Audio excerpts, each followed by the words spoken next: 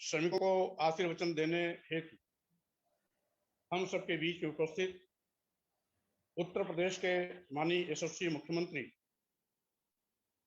योगी आदित्यनाथ जी, हमारे सहयोगी राज्य मंत्री श्री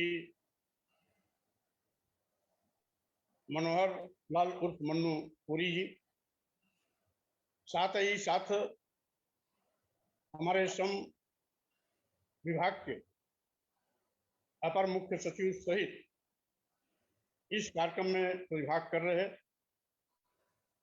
हमारे सभी सम्मानित अधिकारीगण,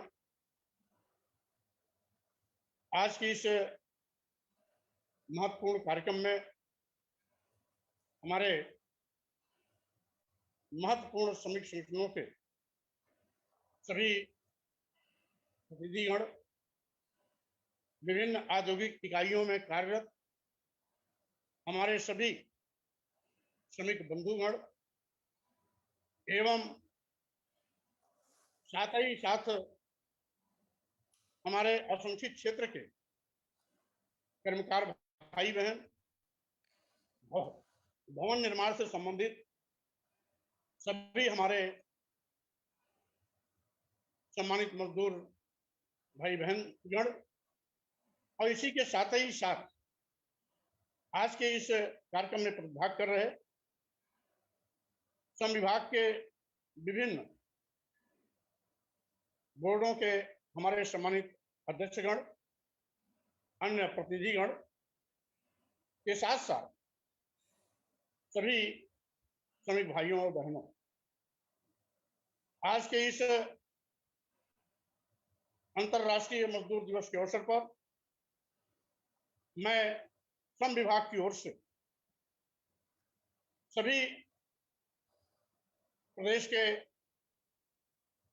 श्रमिक भाइयों बहनों को बहुत बहुत बधाई और शुभकामना देता हूं। साथ ही साथ माननीय मुख्यमंत्री जी के प्रति आभार व्यक्त करता हूं कि उन्होंने श्रमिकों के जीवन स्तर को बेहतर बनाने के लिए लगातार रात दिन अथक मेहनत कर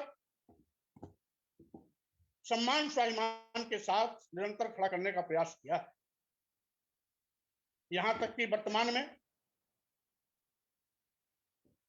कोरोना महामारी की पहली लहर रही हो या आज कोरोना महामारी की दूसरी लहर हो, इसमें माननीय मुख्यमंत्री जी के आशीर्वाद से श्रम विभाग बहुत ही मनोयोग, निष्ठा, ईमानदारी के साथ श्रमिकों को सम्मान स्वाभिमान का जीवन स्तर देने के लिए, सम्मान के साथ खड़ा करने के लिए निरंतर कार्य करता चला आ रहा है। यही नहीं, हमारे विभिन्न प्रकार के जो श्रमिक हैं, औद्योगिक इकाइयों में काम करने वाले श्रमिक, भवन निर्माण से संबंधित श्रमिक, और यही नहीं, अन्य असंगठित क्षेत्र के श्रमिकों के जीवन स्तर को बेहतर बनाने के लिए विभिन्न प्रकार की योजनाएं संचालित कर उनको विकास की मुख्य धारा में खड़ा करने का भी प्रयास किया जा रहा है। इस ऐतिहासिक पहल के लिए और माननीय मुख्यमंत्री जी के निरंतर श्रमिकों के प्रति चिंता को ध्यान में रखते हुए मैं माननीय मुख्यमंत्री जी के प्रति आभार व्यक्त करता हूं। और यही नहीं, श्रमिकों के जीवन स्तर को बेहतर बनाने के लिए जिस तरीके से माननीय मुख्यमंत्री जी का मार्गदर्शन मिलता रहता है, श्रम विभाग उस मार्गदर्शन का अक्षरशः अनुसरण करते हुए विभिन्न स्तरों पर हर प्रकार की कल्याणकारी सुविधाओं के माध्यम से उनको बेहतर जीवन यापन करने के लिए अवसर प्रदान करता है, वहीं पर साथ साथ विभिन्न कल्याणकारी योजनाओं के माध्यम से उनके चेहरे पर मुस्कान लाने की कोशिश कर रहा है और साथ ही साथ विकास की मुख्य धारा में खड़ा करने का भी प्रयास कर रहा है। यही नहीं, अभी विगत कोरोना संकट काल में जहां माननीय प्रधानमंत्री नरेंद्र मोदी जी, माननीय मुख्यमंत्री उत्तर प्रदेश योगी आदित्यनाथ जी के नेतृत्व में बहुत ढेर सारी कल्याणकारी योजनाएं संचालित की गई, वहीं पर श्रम विभाग ने भी लगभग इस कोरोना आपात की परिस्थिति में 922.93 करोड़ रुपए के हित लाभ योजनाओं को देकर के उनके सम्मान में चार चांद लगाने की कोशिश की है। यही नहीं, माननीय मुख्यमंत्री जी की कृपा से प्रदेश के अन्य असंगठित क्षेत्र के श्रमिकों के लिए भी सामाजिक सुरक्षा बोर्ड का गठन कर लिया गया है। यहां तक कि 1 करोड़ असंगठित क्षेत्र के श्रमिकों के पंजीयन का लक्ष्य भी निर्धारित किया गया है। माननीय मुख्यमंत्री जी की कृपा से असंगठित क्षेत्र के मजदूरों के लिए 2 महत्वपूर्ण योजनाएं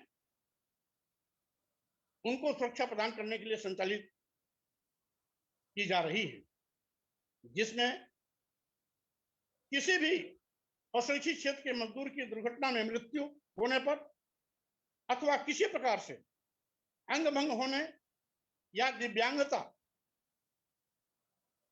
के होने पर उन्हें 2 लाख रुपए की आर्थिक मदद दी जाएगी एवं पंजीकृत मजदूरों के परिवार को माननीय मुख्यमंत्री जन आरोग्य योजना के अंतर्गत 5 लाख रुपए की सीमा तक का चिकित्सा सुविधा भी उपलब्ध कराया जाएगा। यूं तो विभिन्न क्षेत्रों में श्रम विभाग ने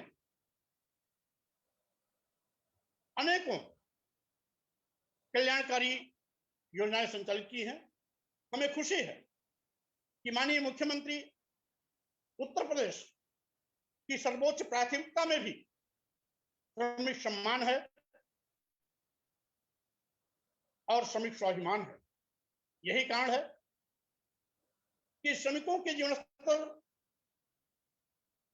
को ऊंचा उठाने के लिए, उन्हें सम्मान और स्वाभिमान देने के लिए जब कभी भी श्रमिकों के सम्मान में कोई कार्यक्रम आयोजित किया जाता है तो माननीय मुख्यमंत्री जी का आशीर्वाद श्रमिकों के सम्मान में अवश्य मिलता रहता है। इससे प्रदेश के श्रमिक भी गौरवान्वित हैं। उत्तर प्रदेश का एक ऐसा मुख्यमंत्री जो श्रमिकों के लिए रात दिन निरंतर न केवल सोचता है बल्कि व्यवहारिक रूप से अनेक प्रकार की कल्याणकारी योजनाओं के माध्यम से उन्हें विकास की मुख्य धारा में खड़ा करने का निरंतर प्रयास भी करता रहता है। आज की इस अवसर पर मैं पुनः माननीय मुख्यमंत्री जी के प्रति आभार व्यक्त करता हूं, धन्यवाद ज्ञापित करता हूं और साथ ही साथ अपनी ओर से, श्रम विभाग की ओर से, उत्तर प्रदेश सरकार की ओर से मैं प्रदेश के सभी श्रमिक भाइयों बहनों को अंतरराष्ट्रीय मजदूर दिवस के अवसर पर पुनः बधाई देता हूं, शुभकामनाएं देता हूं और साथ ही साथ अपेक्षा करता हूं कि जिस तरीके से माननीय मुख्यमंत्री जी का मार्गदर्शन, उनका आशीर्वचन श्रमिकों के लिए निरंतर मिलता रहता है, श्रम विभाग उसी को आलंबन मान करके मजबूती के साथ श्रमिक सम्मान में निरंतर कार्य कर रहा है। मैं अपने श्रम विभाग के सभी अधिकारियों एवं अन्य सहयोगी कर्मियों को भी धन्यवाद देते हुए अपनी बात को विराम देता हूं और अपेक्षा करता हूं कि इसके बाद माननीय मुख्यमंत्री जी का आशीर्वचन अंतर्राष्ट्रीय मजदूर दिवस के अवसर पर श्रमिकों से सीधे संवाद भी होगा और उन्हें अपने आशीर्वचन के माध्यम से उनको आशीर्वचन भी देंगे और अपने 2 शब्दों के माध्यम से श्रमिकों के सम्मान स्वाभिमान में 2 शब्द बोल करके उनका हौसला अफजाई भी करेंगे। इन्हीं शब्दों के साथ मैं अपनी बात पर विराम देता हूं। धन्यवाद। Thank you sir. अब माननीय मुख्यमंत्री जी श्रमिक भाइयों से सीधा संवाद करेंगे। सबसे पहले गौतम बुद्ध नगर से श्री पवन बघेल। पवन जी अपने आप को अनम्यूट करिए। पवन जी अनम्यूट करिए अपने आप को। हाँ बोलिए बोलिए। जी सर, नमस्ते। अपने बारे में जी।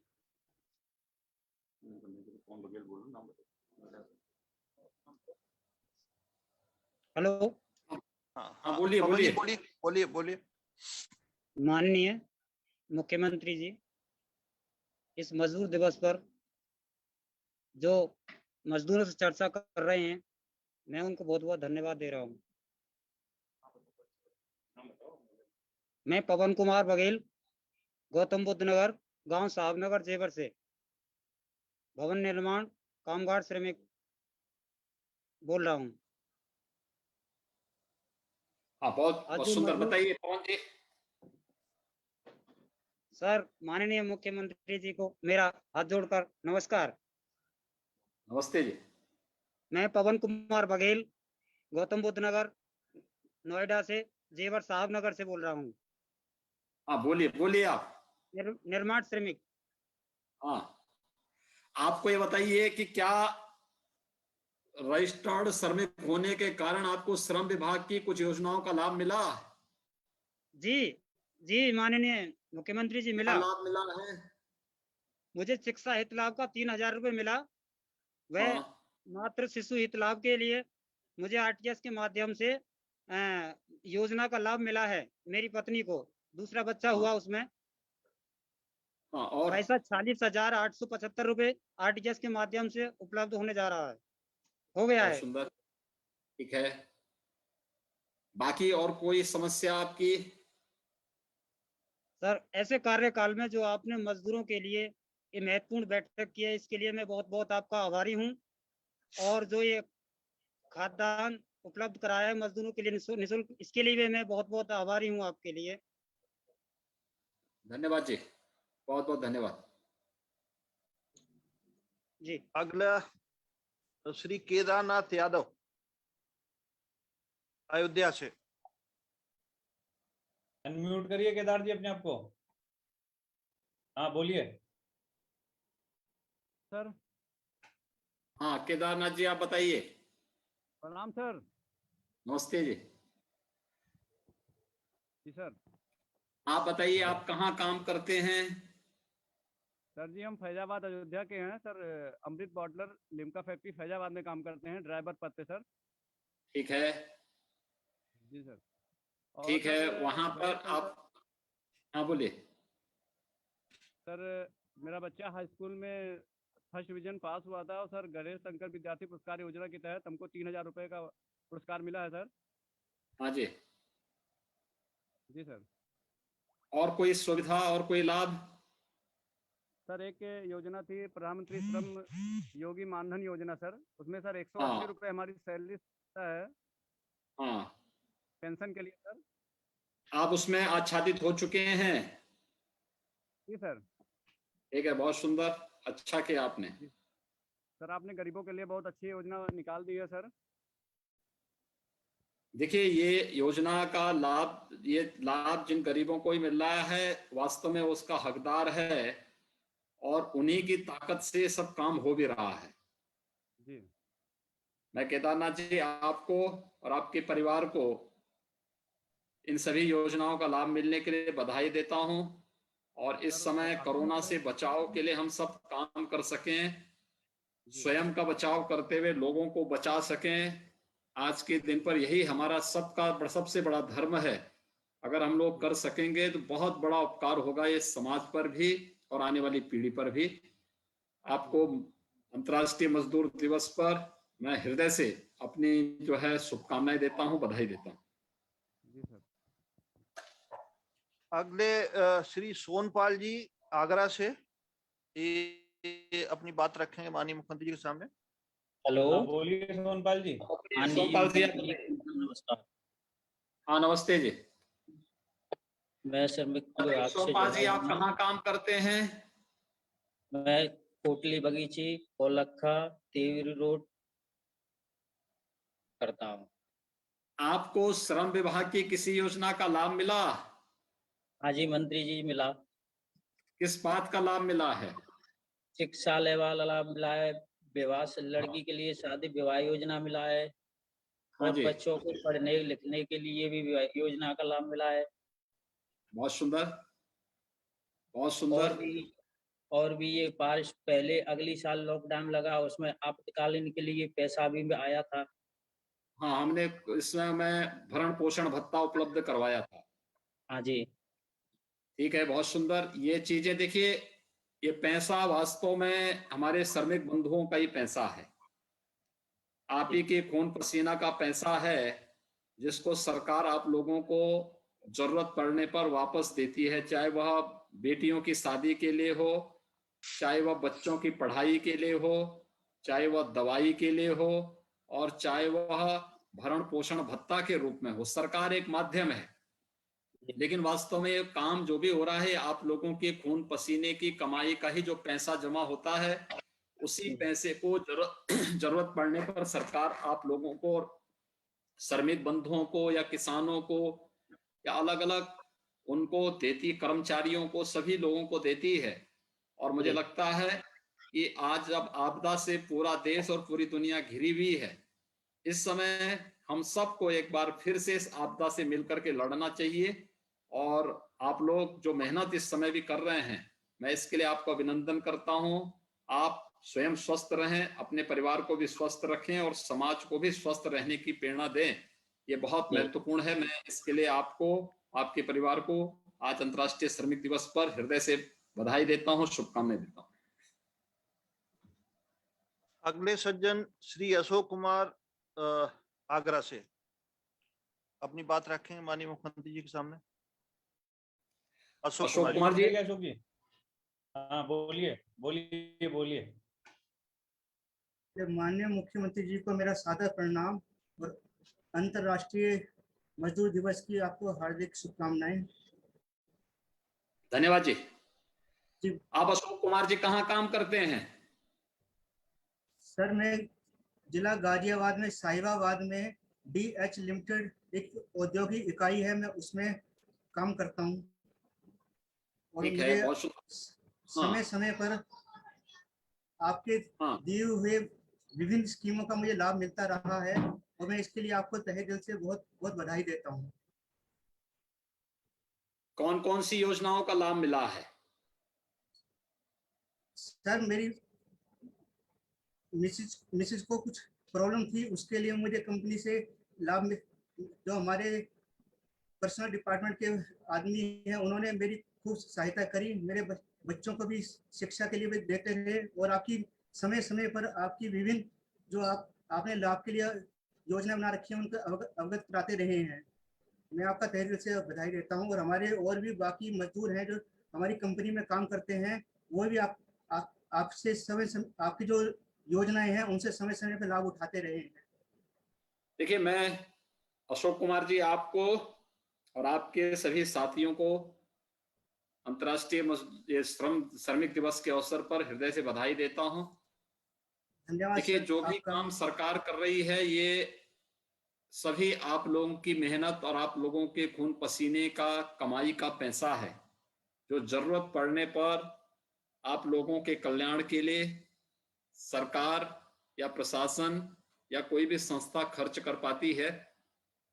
हम लोग अगर सकारात्मक भाव के साथ इसी तरीके से आगे कार्य करते रहेंगे तो स्वाभाविक रूप से ये योजनाओं का लाभ अन्य तरीके से भी सभी लोगों को प्राप्त होगा।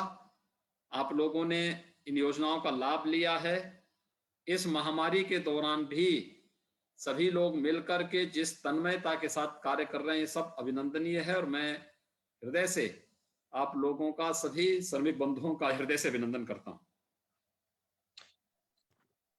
अगले सज्जन है श्री अरुण कुमार जी प्रयागराज से। सर नमस्ते सर। नमस्ते जी। बोलिए अरुण जी। सर अंतर्राष्ट्रीय मजदूर दिवस की आपकी हार्दिक शुभकामनाएं आपको। धन्यवाद जी। जी सर। अरुण कुमार जी क्या करते हैं? पेंटिंग काम करते हैं सर। कहाँ पे? प्रयागराज। आपको प्रयागराज में किसी शासन की योजना का लाभ मिला? जी सर। क्या क्या लाभ मिला है? जो श्रमिक को साइकिल बांटी गई तो वो मिला है। अभी जो बिटिया हमारी इंटर पास की थी उसको साइकिल मिली है। ठीक है। चिकित्सा का मिला 3,000 रुपए। ठीक है। पिछले साल जो कोरोना था उसमें फ्री राशन मिल रहा था सर। ठीक है। फ्री राशन इस बार फिर से इस मई में फिर मिलेगा, ठीक है ना? जी सर। और उसकी व्यवस्था करने जा रहे हैं। और भी योजनाएं जो केंद्र और प्रदेश सरकार के द्वारा संचालित हैं, अगर आप सभी लोग उसमें अपना रजिस्ट्रेशन करा देंगे तो उन सभी योजनाओं का लाभ आप लोगों को प्राप्त होने लग जाएगा। आज बहुत सारी योजनाओं को हम लोग अभी बताएंगे, मंत्री जी ने भी जो बताया अभी हम उसके बारे में बताएंगे भी। हमें इन योजनाओं से जुड़ना चाहिए और इनका लाभ लेना चाहिए। आपको और आपके परिवार को मैं बधाई देता हूं। आप सभी स्वस्थ रहें, कोरोना से बचें और अन्य लोगों को भी कोरोना से बचाव के लिए अगर हम थोड़ी भी प्रेरित कर सकेंगे तो बहुत बड़ा कार्य हो जाएगा। देश की इस लड़ाई को, दुनिया की और मानवता की इस लड़ाई को हम विजयी होने में सफल हो जाएंगे। बहुत बहुत धन्यवाद अरुण कुमार जी। अगले सज्जन है श्री दीपक कुमार वर्मा प्रयागराज से। ये अपनी बात रखेंगे माननीय मुख्यमंत्री जी के साथ। नमस्कार सर। दीपक कुमार जी आप बताइए, कहाँ प्रयागराज में हैं आप? हाँ सर, सिलेम सराय में है सर। और क्या करते हैं? काम करते हैं। हैं? पुताई पेंटिंग का काम करते हैं सर। आप भी पेंटिंग का ही काम करते हैं? हाँ सर। आपको किसी योजना का लाभ मिला? मिला सर, साइकिल का, सौर ऊर्जा का, मेधावी छात्रवृत्ति का और संतगण रविदास में का साइकिल का मिला है और चिकित्सा का भी मिला है। आपदा काल में राशन और पैसा 1,000 रुपये जाके मिला है। बहुत सुंदर, बधाई आपको। और मैं अभिनंदन करता हूं कि आप लोग इस आपदा काल में भी पूरी मजबूती के साथ अपना बचाव करते हुए कार्य कर रहे हैं। और मैं इस बात के लिए आश्वस्त करता हूं कि सरकार भी, पूरा श्रम विभाग भी आप सभी के हितों के लिए इसी तत्परता के साथ, इसी प्रतिबद्धता के साथ कार्य करेगी। मैं हृदय से आपको और आपके सभी साथियों को अंतर्राष्ट्रीय श्रमिक दिवस की बधाई देता हूं, शुभकामनाएं देता हूं। अब हम माननीय मुख्यमंत्री जी से श्रम विभाग की तरफ से उनके आशीष वचन के लिए प्रार्थना करते हैं। अंतर्राष्ट्रीय श्रमिक दिवस के अवसर पर आज सभी हमारे श्रमिक संगठनों और श्रमिक बंधुओं के साथ संवाद के इस कार्यक्रम में मेरे साथ यहाँ पर उपस्थित प्रदेश के हमारे श्रम और सेवायोजन के मंत्री श्री स्वामी प्रसाद मौर्य जी, विभाग के राज्य मंत्री श्री मनोहर लाल उर्फ मन्नू कोरी जी, विभाग के विभिन्न जो हमारे संगठन हैं उनके जो अध्यक्ष गण नामित किए गए हैं, श्री रघुराज प्रताप सिंह जी, श्री सुनील भराला जी, प्रदेश के औद्योगिक और अवस्थापना विकास के आयुक्त, साथ साथ प्रदेश में हमारे अपर मुख्य सचिव श्रम और सेवायोजन, अन्य श्रम और सेवायोजन विभाग के अधिकारीगण, विभिन्न श्रमिक संगठनों के पदाधिकारी और प्रदेश के हमारे सभी श्रमिक बंधुगण, मैं सबसे पहले आप सबको अंतर्राष्ट्रीय श्रमिक दिवस के अवसर पर हृदय से बधाई देता हूं, आप सबका अभिनंदन करता हूं। हम सब जानते हैं कि हमारा जब श्रमिक बंधु खून पसीना बहाता है तब कोई निर्माण कार्य हो पाता है। यानी राष्ट्र निर्माण की और राष्ट्र को परम वैभव तक पहुंचाने के सपने को साकार करने की कोई नींव है तो हमारा श्रमिक बंधु है। इसलिए मैं आप सभी देश के नवनिर्माण की नींव अपने सभी श्रमिक बंधुओं का आज के इस अंतर्राष्ट्रीय श्रमिक दिवस के अवसर पर हृदय से अभिनंदन करता हूं। आप सबको हृदय से बधाई देता हूं, अपनी शुभकामनाएं देता हूं। हमारा इस संवाद का कार्यक्रम ऐसे समय में हो रहा है जब पूरी दुनिया वैश्विक महामारी कोरोना से जूझ रही है। आप दुनिया के अंदर देख रहे होंगे बड़ी बड़ी ताकतें इस कोरोना के सामने पस्त हो चुकी हैं। कोरोना वायरस दुनिया के अंदर लाखों लोगों की जिंदगी को ले चुका है। भारत के अंदर भी पहली लहर में आदरणीय प्रधानमंत्री जी के नेतृत्व में भारत सफलतापूर्वक निकल चुका है, लेकिन दूसरी लहर की चपेट में वर्तमान में पूरा देश है। इसमें महाराष्ट्र के अंदर, दिल्ली के अंदर, कर्नाटक, केरल, तमिलनाडु तमाम ऐसे राज्य हैं जहां पर स्थिति बहुत गंभीर है। उत्तर प्रदेश देश के अंदर आबादी के हिसाब से सबसे बड़ा राज्य है और हम मजबूती से इस लड़ाई को यहां पर आप सबके सहयोग से लड़ रहे हैं। आदरणीय प्रधानमंत्री जी का मार्गदर्शन, भारत सरकार का भरपूर सहयोग इस लड़ाई में हमें प्राप्त हो रहा है, जिसके बल पर हम लोग प्रदेश के अंदर हर एक व्यक्ति के हितों के लिए कुछ कार्य करने में सफल हो पा रहे हैं। प्रदेश के अंदर पहली लहर में अगर मैं आपको बताऊं, जब पहली लहर चली थी तो उस समय जो सबसे अधिक मरीज यहां पर कोरोना पॉजिटिव के आए थे उनमें से 68,000 केसेस आए थे। यानी पूरे एक्टिव केस जिसे आप कह सकते हैं कि ये कुल 68,000 तक थे। आज ये संख्या कल तक जो थी ये 3,09,000 तक थी, घट करके आज 3,02,000 तक हुई है। पिछले एक सप्ताह से ये कुछ घट बढ़ रहा है। जैसे 24 तारीख को प्रदेश के अंदर 38,000 मामले एक ही दिन में आए, फिर 4 दिन तक वह लगातार घटता गया। वह 38 से 35,000 अगले दिन आया, फिर अगले दिन 32,000 आया, फिर 30,000 आया, फिर 29,000 आ गया था। परसों 29,000 केस आए थे, कल फिर 32,000 केस आए, आज फिर घट करके 30,000 केस आए हैं। लेकिन 30,000 केस जहां नए आए हैं वहीं 38,000 रिकवरी भी हुई है आज।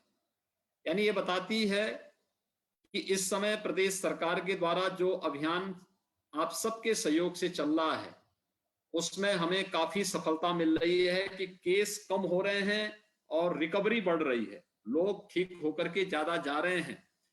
30,000 केस और 38,000 सफलतापूर्वक उपचार करा करके घर जा रहे हैं। ये एक अच्छी वो है, लेकिन हमें अभी सतर्क रहना पड़ेगा। देखिए, बीमारी के बारे में जो बात कही जाती है कि लापरवाही एक तो कतई नहीं होनी चाहिए और उपचार से महत्वपूर्ण बचाव है। हम बचाव के प्रति जागरूक हो पाएंगे तो कोरोना जैसी महामारी पर प्रभावी नियंत्रण करने में सफलता प्राप्त होगी। और इसके लिए हम लोगों ने, आप देख रहे होंगे कि 3 दिन की बंदी चल रही है, लेकिन हम लोगों का प्रयास है कि आवश्यक सेवाएं बाधित न हो। जो औद्योगिक संस्थान संचालित हो सकते हैं वहां पे कोविड केयर सेंटर यानी कोरोना की हेल्प डेस्क बना करके वहां पर उनको सुरक्षा का वातावरण देकर के उन औद्योगिक संस्थानों को चलाया जा सके, जिससे मजदूरों और श्रमिकों के हितों का भी संरक्षण किया जा सके और समाज में आवश्यक वस्तुओं की आपूर्ति कहीं बाधित न होने पाए।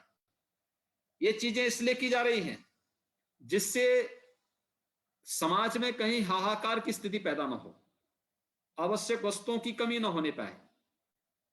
आपने देखा होगा पिछली बार हमारे विभिन्न संगठनों ने मेहनत करके, यानी मार्च 2020 में जब पहला केस आया था तब प्रदेश में न टेस्ट की व्यवस्था थी, न बेड की व्यवस्था थी, न पीपीई किट बनते थे, न सैनिटाइजर बनता था, न N95 मास्क बनता था, और न ही यहां पर उपचार के लिए कोई व्यवस्था थी। आज मुझे बताते हुए प्रसन्नता है कि देश में भी और प्रदेश में भी इसमें व्यापक सुधार हुआ है। बहुत कार्य किया गया है, लेकिन अभी बहुत लंबी लड़ाई लड़नी है। 2 मार्च 2020 को प्रदेश के अंदर कोरोना का पहला केस आया था आगरा में। तब हम टेस्ट कराते थे NIB पुणे में। आज हमारे पास, यानी आज की जो रिपोर्ट हमारे पास है, वो हमने एक दिन में 2,66,000 टेस्ट किए हैं। यानी हमने जीरो से छलांग लगाई है, 2,66,000 टेस्ट प्रतिदिन कर रहे हैं। अब तक हम लोग प्रदेश के अंदर 4 करोड़ 10 लाख से अधिक टेस्ट कर चुके हैं। एक टेस्ट का ये कार्य है। दूसरा, बेड्स। पहला केस जब आया था तो हमें दिल्ली सफदरजंग हॉस्पिटल भेजना पड़ा था। आज हमारे पास 65,000 बेड्स ऐसे हैं जहां पे ऑक्सीजन भी, और उसमें से आधे बेड्स ऐसे हैं जिसमें वेंटिलेटर की सुविधा हम उपलब्ध करवा रहे हैं। लेवल 1 की फैसिलिटी के भी 1,16,000 बेड्स हमारे पास मौजूद हैं। ऑक्सीजन की आपूर्ति तेजी के साथ बढ़ी है। मांग इतनी ज्यादा है क्योंकि पहले होता क्या था कि 500 बेड का कोई हॉस्पिटल है तो 500 बेड के हॉस्पिटल में मुश्किल से 50 लोग ऐसे होते थे जिन्हें ऑक्सीजन की आवश्यकता या वेंटिलेटर की आवश्यकता होती थी। बहुत कम, वेंटिलेटर 5, 7, 10 लोग होते थे। ऑक्सीजन की आपूर्ति के लिए 20-25 लोग बहुत मुश्किल से इस प्रकार के आते थे। बाकी लोग डॉक्टर के ऑब्जर्वेशन में रहते थे, दवा कराते थे, ठीक होके निकलते थे। आज अगर 500 बेड का हॉस्पिटल है तो 500 बेड में 200-250 लोग ऐसे हैं जो वेंटिलेटर की आवश्यकता जिनको है, और बाकी जो लोग बचे हैं उन लोगों को ऑक्सीजन की आवश्यकता है। यानी कई गुना बढ़ी है। पहली लहर की तुलना में अगर हम देखेंगे तो लगभग 30 से 50 गुना ज्यादा संक्रमण इसमें है। एक तो हमें देखना होगा कि एक महामारी से हम लोग लड़ रहे हैं, और उसी महामारी से लड़ने के लिए मानसिक रूप से तैयार होते हुए स्वयं का बचाव करना। कोई लापरवाही बचाव के मामले में नहीं होना चाहिए। मास्क का लगाना, 2 गज की दूरी का पालन करना, हर हाल में अगर किसी चीज को छू रहे हैं तो या तो हम ग्लव्स लगाएं या फिर सैनिटाइजर से हाथ को धोते रहें, साफ करते रहें, या तेल, साबुन और पानी से हाथ धोते रहें। ये चीजें अगर हम निरंतर करते रहेंगे तो बचाव के एक बड़ा कार्य हो सकता है। दूसरा, आज हम पीपीई किट भी प्रदेश के अंदर उत्पादन कर रहे हैं। हमारी MSME यूनिट पीपीई किट का उत्पादन कर रही हैं। हमारी चीनी मिलें पर्याप्त मात्रा में सैनिटाइजर का उत्पादन कर रही हैं। N95 मास्क हमारे उद्योगों में भी बन रही हैं, लेकिन साथ साथ हमारी ग्रामीण महिला स्वयंसेवी समूह ने भी बड़े पैमाने पर मास्क के बनाने के काम को भी इन्होंने अपने हाथों में लिया, उसमें बहुत बड़ी सफलता में प्राप्त हुई। आज के दिन पर हमें अगर उपचार के लिए मास्क है, पीपी किट है, इन सभी चीजों की आपूर्ति को, सैनिटाइजर की आपूर्ति को हमें निरंतर बनाना पड़ेगा। अगर ये बाधित होगा तो सारी स्वास्थ्य की सुविधाएं लड़खड़ा जाएंगी, और इसलिए प्रयास किया जा रहा है कि औद्योगिक इकाइयां, आवश्यक सेवाओं से जुड़ी हुई जितनी भी हैं, ये सब चलती रहे। दवा की इकाइयां हैं, अन्य औद्योगिक इकाइयां हैं, अन्य जहां पे श्रमिक काम कर सकते हैं उनकी सुरक्षा की व्यवस्था है, ये सब संचालित होता रहे। उस पर सरकार का पूरा ध्यान है। हम लोगों ने स्पेशल पास भी जारी किए हुए हैं। हर एक उद्योग से कहा जा रहा है कि अपने यहाँ कोविड केयर सेंटर बनाएं, कोविड हेल्प डेस्क बनाएं, infrared thermometer, pulse oximeter, sanitiser, इन सब की व्यवस्था रखें। जो लोग काम करने वाले हैं, जिनको आदान प्रदान करना है सामान का, उनको ग्लव्स और मास्क भी उपलब्ध करवाने के लिए उनसे कहा जा रहा है। और प्रत्येक की चिंता करते हुए सरकार पूरी तत्परता के साथ कार्य कर रही है।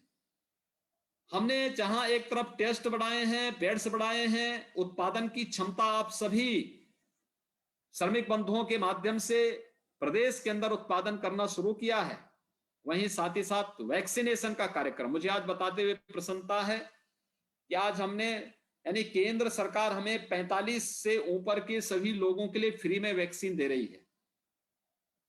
और मुझे आपको बताते हुए प्रसन्नता है कि आप सबके सहयोग से राज्य सरकार ने आज 18 साल से ऊपर के सभी लोगों के लिए भी फ्री में वैक्सीन लगाने का कार्यक्रम प्रारंभ कर दिया है।